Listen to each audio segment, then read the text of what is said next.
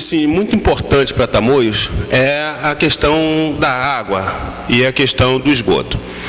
O Movimento Voto Vivo esteve por 2 ocasiões em encontro com o gestor comercial da Prolagos, em 2009 e em 2010, e nos foi apresentado um projeto original que a água viria da represa de Juturnaíba, seria construída uma adutora, aumentaria-se a vazão para Búzios e traria água para Tamoios dali, para a nossa estação daqui, para então distribuir.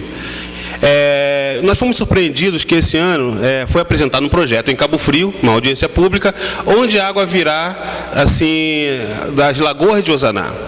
A pergunta que o movimento gostaria de fazer é o seguinte: essa água virá de Osaná ou virá da adutora assim, de Juturnaíba? E, se vier de Osaná, será cobrado algum royalty ao senhor Osaná dentro da conta da água? Como é que está sendo tratada essa questão? Olha, Gilmar, eu também acompanhei essa audiência pública. A Prolagos concluiu agora a construção da obra de reforço no canal da adutora de Juturnaíba, que vai dobrar a capacidade de abastecimento para Búzios, né? E fomos surpreendidos com o anúncio de que a água que vai servir ao povo de Tamoios será, de fato, captada das lagoas.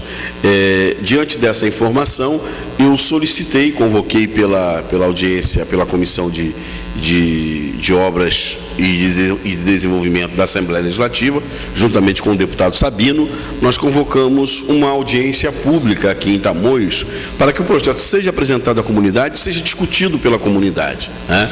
E a Prolagos solicitou um prazo de mais 30 dias, porque ela estaria fazendo uma alteração àquele projeto que foi apresentado na Prefeitura em audiência pública. Nós já estamos retomando o contato, porque venceu esse prazo de 30 dias para a marcação desta audiência pública, de modo que eu só posso trazer informações detalhadas a partir do momento em que, nesta audiência pública, a Prolagos vir a fazer a exposição do projeto, nós fazemos os questionamentos, não só os parlamentares, como também a comunidade. Por isso é importante que essa audiência pública seja aqui em Tamoios, né? Por quê? Porque aqui é preciso que a comunidade local esteja presente, faça os seus questionamentos, né? A gente sabe de toda a dificuldade que se tem de você fazer uma audiência pública lá em Cabo Frio para tratar de um tema afeta a comunidade de Tamoios, onde para lá só vão poucas pessoas, mesmo que sejam elas lideranças de movimentos, de associações de moradores, mas é fundamental que se permita uma ampla participação da comunidade. E essa ampla participação só se tem fazendo essa audiência pública aqui em Tamoios. Então, a partir dessa audiência pública, a gente quer estabelecer essa discussão, que são vários aspectos. Primeiro, a questão da água vinda do sistema Juturnaíba, que é uma necessidade do povo de Tamoios. A questão do tratamento de esgoto, que hoje é cláusula contratual de responsabilidade da Prolagos, né? O custo tarifário dessa água, né? São questionamentos que precisam ser esclarecidos, respondidos à comunidade, e que o melhor local para se fazer isso seria aqui mesmo em Tamoios. Nós temos vários espaços que nos permitem fazer isso aqui em Tamoios. Então, essa solicitação já está feita, assinada por mim e pelo deputado Sabino, e nós, tão logo, dentro em breve, teremos essa audiência pública para poder tirar essas dúvidas. A Prolagos, com essa solicitação de prazo, de dilação de prazo para a audiência pública, em razão de ajustes que necessitava fazer ao projeto, nós esperamos que esses ajustes tenham sido para melhorar o projeto apresentado na última audiência pública na Prefeitura. Deputado, o direito de ir e vir do tamoiense. Hoje, infelizmente, Tamoios está localizado assim, num local, no segundo distrito, ele está, até para chegar em Cabo Frio, a gente passa por 2 municípios, ou Araruama, ou São Pedro, ou Búzios. E para chegar também no nosso centro, um grande centro comercial que nós temos, que é Rio das Ostras, a gente passa por Casimiro até chegar, que é o município que nos atende com as nossas necessidades. E com isso a gente acaba sofrendo as taxas, as tarifas dos ônibus, que passam a ser assim, de um município para o outro. Como o Estado, o senhor como deputado, pode estar trabalhando para que essas tarifas, para que essas taxas, para que para essa locomoção nossa aos grandes centros possa diminuir e o custo sair em conta, que hoje sai em torno de R$13 para chegar a Cabo Frio, né? E se a pessoa vai com 3 pessoas, com 2 pessoas, já se torna muito mais caro. Como a gente pode estar trabalhando junto ao Estado para reduzir esse custo de transporte?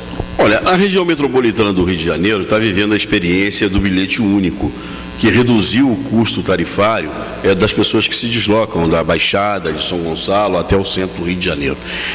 O Rio de Janeiro não pode ter 2 políticas diferenciadas de transporte. É preciso que haja, enquanto Estado, uma organização dessa política tarifária, é isso que a gente tem defendido. Que o bilhete único chegue à região dos lagos a partir dos deslocamentos para a cidade polo, que é Cabo Frio, e cidade polo, que é Macaé. Essa é uma defesa que a gente tem feito. Você tem essas 2 cidades, que são cidades polos na região, que são referências de deslocamento e que, para isso, é preciso que os pontos finais nessas 2 cidades estejam interligados dentro do sistema de bilhete único introduzido pelas cidades do Rio de Janeiro, pelo Estado, que vale para a região metropolitana. O Rio de Janeiro está num processo de organização das micros e macro-regiões, tá? E a gente tem cobrado do governo do Estado, do secretário estadual de Transporte, o secretário Júlio Lopes, no sentido de, imediatamente, nós passarmos essa organização para o interior. Porque aqui as pessoas sofrem demais com esse custo tarifário e nós temos uma realidade que é o controle de algumas poucas empresas. Por exemplo, aqui em Tamoios, nós estamos tendo a instalação de uma garagem da 1001, né, que está já ali no trevo de Campos Novos, uma fase bem adiantada de obra. O que a gente espera é que com esse terminal, com essa garagem, nós tenhamos uma melhoria no serviço. Tá? Ao mesmo tempo que a gente tenha uma melhoria no serviço, a gente tenha uma redução do custo tarifário com humanização do processo de tarifa. Agora, é fundamental a presença do poder público local, a presença da prefeitura. Que, por exemplo, a ligação com Cabo Frio, ela tem que ser feita via Jardim Esperança, com asfaltamento da Estrada da Integração, onde a gente tem a passagem municipal. Não adianta o município ter uma passagem, dizer que tem uma passagem a R$1, onde há uma socialização da tarifa, se parcela da população dessa cidade não consegue acessar essa socialização de tarifa, que no caso é a comunidade de Tamoios. Por quê? Porque não tem um sistema de transporte municipal que permita o acesso do povo de Tamoios a essa política tarifária. Em contrapartida, o que a prefeitura faz? Aluga ônibus, né, para atender de forma gratuita a população, circulando somente no asfalto, a preços absurdos. Então, nós precisamos socializar, democratizar a tarifa e introduzir uma política de transporte. Ao mesmo tempo que nós precisamos fortalecer o comércio de Tamoios. E como é que você fortalece o comércio local de Tamoios? Criando uma infraestrutura aqui na localidade para que as pessoas possam ter empregabilidade, possam ter circulação de renda. Nós temos um lado, a faixa onde já foi pavimentada, e nós vimos o quanto o comércio de Tamoios nessa faixa pavimentada da rodovia cresceu, se desenvolveu, né? Agora, com a pavimentação da outra faixa, a gente espera e tem certeza que vai acontecer, o comércio vai evoluir, mas nós precisamos focar na empregabilidade, porque a empregabilidade é que vai fazer a circulação de renda.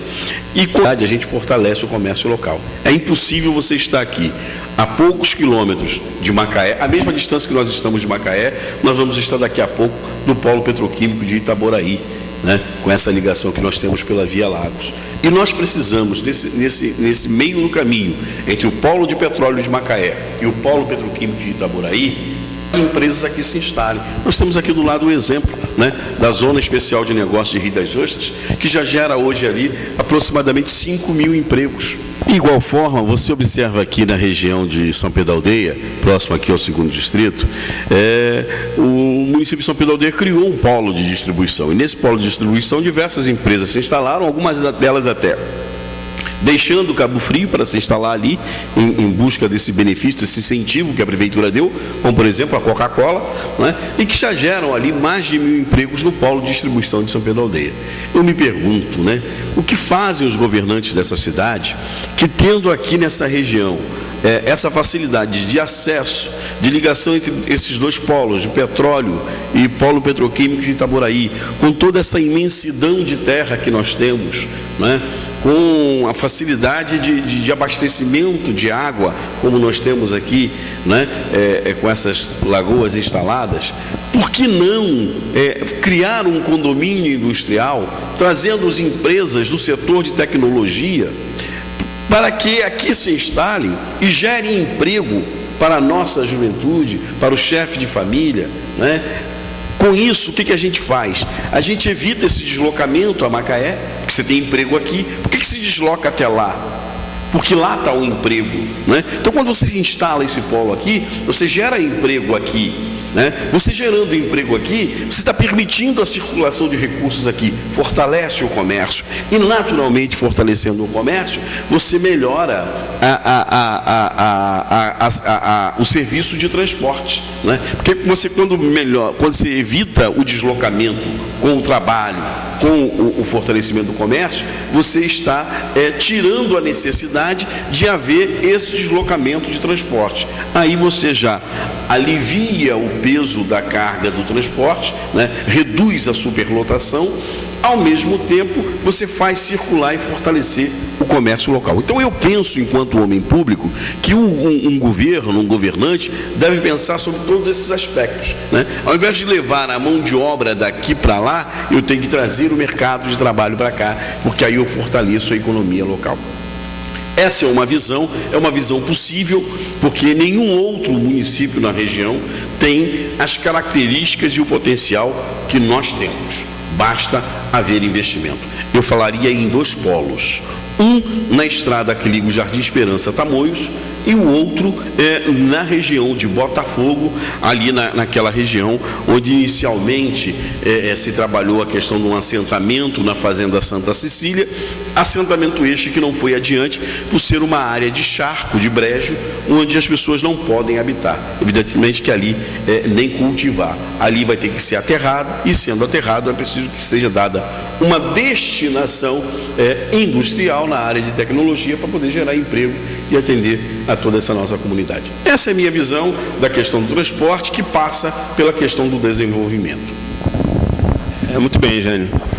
Jânio, é uma pergunta que assim, o pessoal me faz na rua, né, que a gente acompanha o trabalho dos parlamentares, vereadores aqui. Você, como vereador de 4 mandatos, sendo os 3 últimos dele como vereador mais votado, deputado agora pelo PDT, o partido que te acompanha há muito tempo, é um parlamentar de oposição, sempre foi de oposição, foi secretário de governo, na época que o PDT foi governo.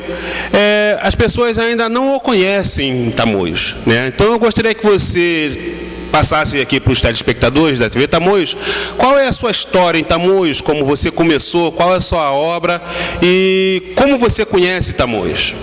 É muito boa essa colocação, que nos permite uma apresentação maior à população, né? E aqui eu quero agradecer essa oportunidade, que é uma forma que a gente tem de estar se apresentando. Existem 2 realidades em Tamoios, né? A Tamoios de uma década atrás, que era uma Tamoios com uma vocação eminentemente rural, né? E a Tamoios de hoje, da explosão demográfica, a região que cresce com toda essa região de entorno, né? Uma região que cresce em razão do crescimento da economia, do petróleo na região, do grande atrativo que ficou com a instalação da Petrobras em Macaé, e tudo isso trouxe uma modificação. E essa modificação fez com que o político da cidade de Cabo Frio passasse a ser desconhecido, passasse a ser mais um na multidão, né? Eu sou filho de Cabo Frio, tenho 45 anos de idade, e durante todo esse período a gente vivenciou o desenvolvimento de Tamoios, né? Tamoios na época do ouro negro, do ouro amarelo, da cana-de-açúcar, né, da laranja que que povoava toda a região rural, que fazia com que a região rural de Cabo Frio ditasse regra da sociedade local. Os grandes fazendeiros eram as pessoas que elegiam prefeitos, formavam opinião na cidade, né?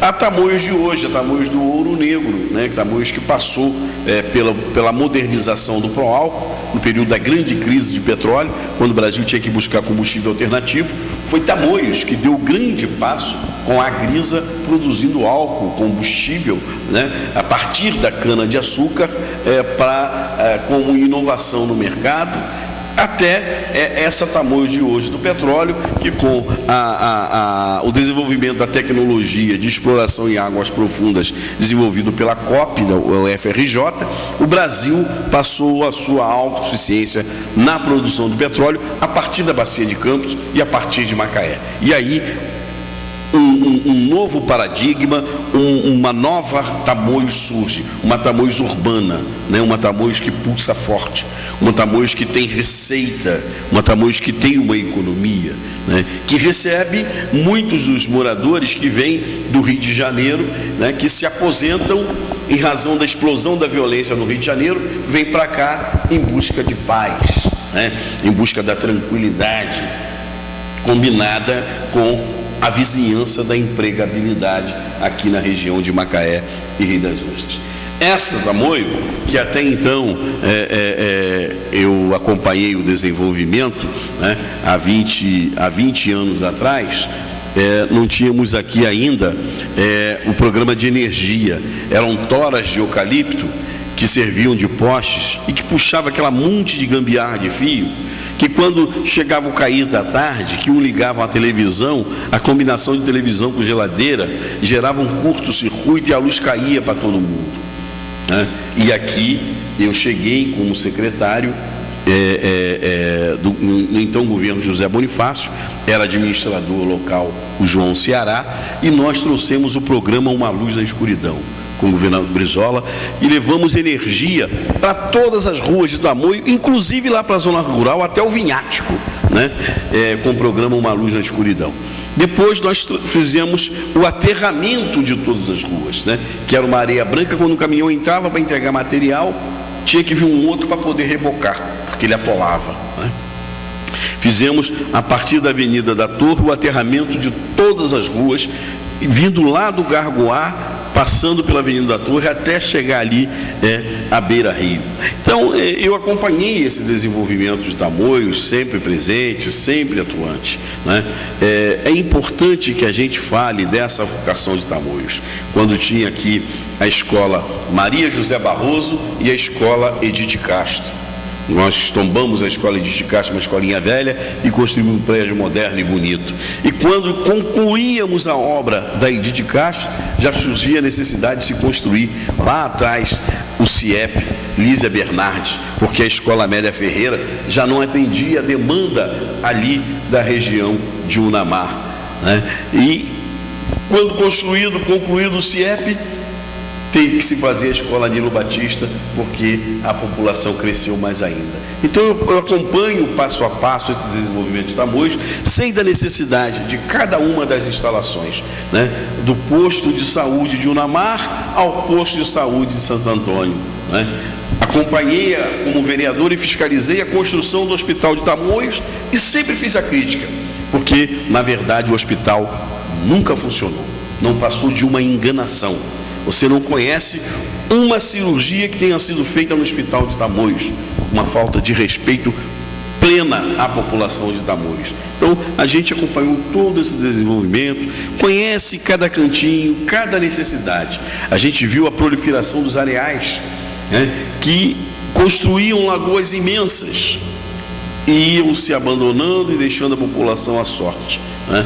Veio a ação do IBAMA, freou a construção de lagoas, e hoje só o Areal do Usaná, que tem a sua licença de exploração, e que nós precisamos urgentemente transformar essas lagoas em parques para poder desenvolver o potencial turístico da nossa região. Então, é preciso que a gente conheça Tamoios, que a gente conheça com intimidade, para dizer das necessidades de se fazer, né? Muitas das vezes as pessoas passam por Tamoios e acham que Tamoios se resume a esta grande reta, né? Não conhece lá o cantinho do Chavão ou a imensidão do condomínio Bougainville, né? Que tem ali toda aquela região com 12 mil lotes, uma cidade dentro da cidade para se desenvolver, que precisa da atenção, do carinho do poder público, né? A gente às vezes se irrita quando vê que não há um planejamento nas obras executadas no município de Tamoios. Faz-se uma rua, depois pula-se 4, 5, faz-se outra para agradar este ou aquele cabo eleitoral, e não há uma visão macro, uma visão de planejamento para se atender às reais necessidades da população. Entristece-nos quando vê que a prefeitura lança calçamento sobre ruas sem cuidar do esgoto, sem cuidar da água, né? E essa população tem que captar a água do lençol para poder atender às suas necessidades básicas, né? Até hoje, por exemplo, a Prolagos faz a captação dessa água para poder devolver para atender às necessidades básicas da população.